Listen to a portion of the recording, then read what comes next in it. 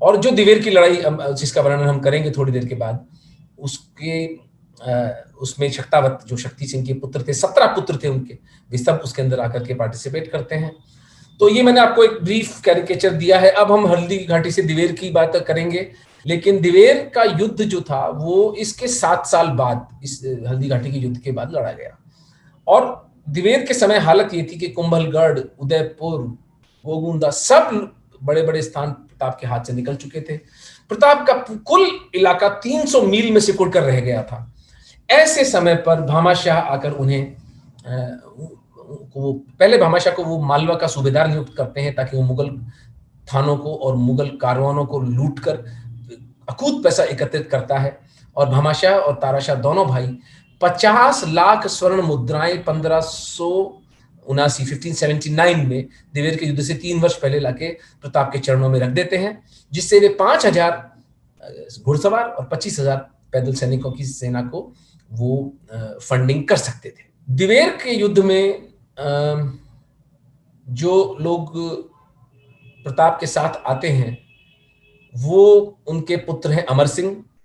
और ये बात फिर हमें हल्दी घाटी के बारे में, प्रताप की स्ट्रेटेजी के बारे में बताती है कि प्रताप ने हल्दी घाटी में अमर सिंह को उतारा ही नहीं, क्योंकि अमर सिंह जो समझ में आता है, जो अमर सिंह के बारे में पढ़ा है, वो 7 फुट के वाकई थे, dark, tall, dark and handsome, और सबसे बड़े पुत्र थे प्रताप के, और विलक्षण राजा हुए।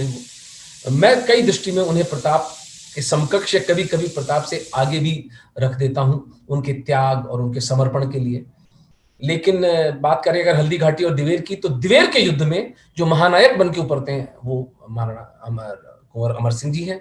भामाशाह, ताराशाह एक फ्लैंक संभालते हैं, शक्तावत एक फ्लैंक संभालते हैं, और मेवाड़ के सभी सामंत उस दिन, उस निर्णायक दिन, विजयदशमी के दिन 1583 के दिन दिवेर का युद्ध लड़ते हैं।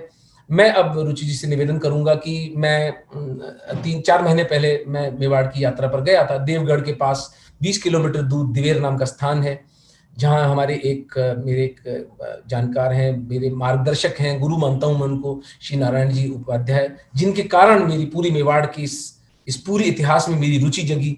मुझे इतना कुछ उन्होंने बताया उसके बारे में, और उन्हीं के अथक प्रयासों का परिणाम है कि दिवेर में आज एक विलक्षण और एक बड़ा, एक भव्य सा एक स्मारक बना हुआ है।